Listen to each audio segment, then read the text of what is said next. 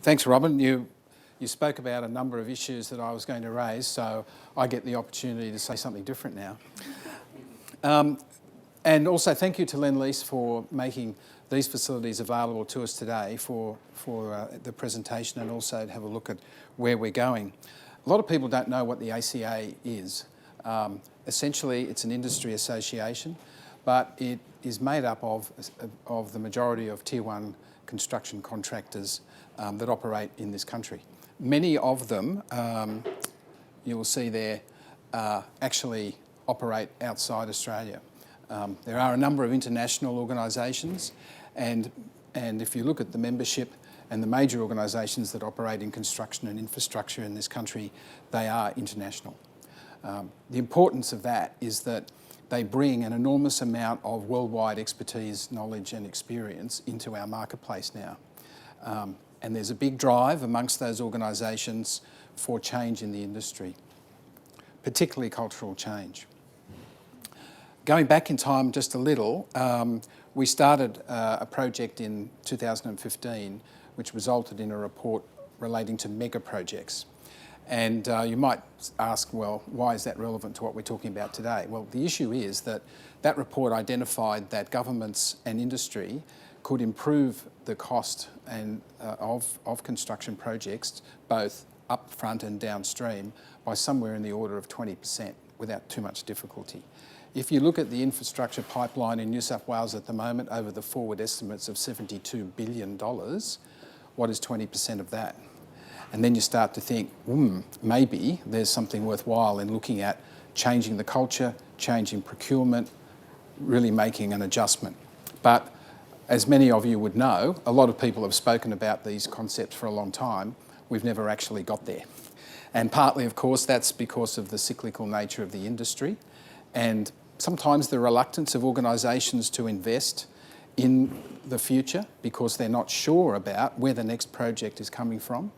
But you also would be aware that, obviously, the industry from time to time talks about gaps in skills and real problems when it comes to delivering projects.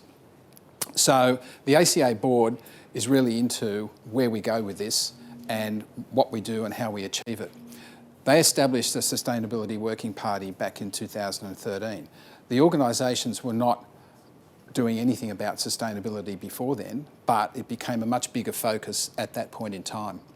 And like the other working parties that the ACA has in place, strategic plans are developed for each of those areas and operated out into the future.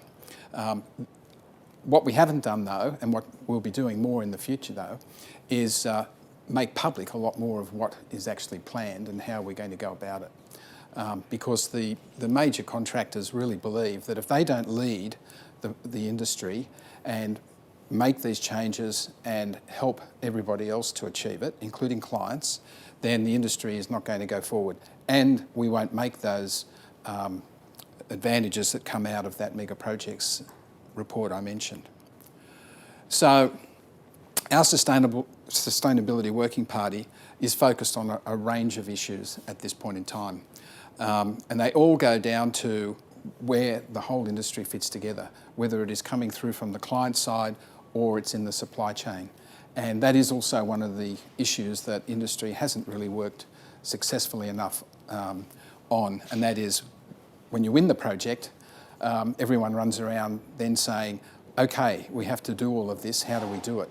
And forget potentially about all of the materials and products that are going to be put into that project. So it's all about all aspects that we're concentrating on. We want to see a major change in culture and inclusiveness within industry. You cannot do that unless you start at ground zero and work on what is an appropriate approach for your organisation or the subcontractors you're involved with and how it all fits together. So we looked at better places of work, productivity, health and well-being, and attraction and retention of the workforce, as you can see up there. The important thing is, unless you actually complete the circle in all of those, you're not successful. So you have to start in a process of working that through. And sustainable site facilities are regarded as a very important component of demonstrating to workforces and other parties that an organisation is serious about where it wants to go and how it wants to operate in the marketplace. And it flows right through into productivity and a range of other outcomes. So the board has recently endorsed this project. We're committed to it, and they want to see it implemented as soon as we feasibly can. Obviously, there are issues that will come up for all organisations about implementing sustainable site facilities, but in a sense, if you don't start the journey, you will never get there. So we've got to work that through. I also wanted to talk about where the ACA is headed in other ways.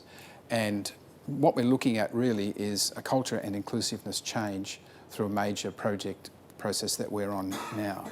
And we're going to be involving both clients, government and private sector, as well as the rest of the supply chain and professional organisations in a lot of what we're going to be taking forward. We really see this as an important process. It is a short and longer term project because obviously when you're changing culture in an industry, which is a very tough, hard industry that people will tell you, it takes a while. But we also believe that we can identify some really winnable outcomes, and this project is one, that will start that ball rolling and get us down that pathway. So we're really pleased to be involved. We think it's a fantastic opportunity for industry and for clients to achieve a fantastic outcome.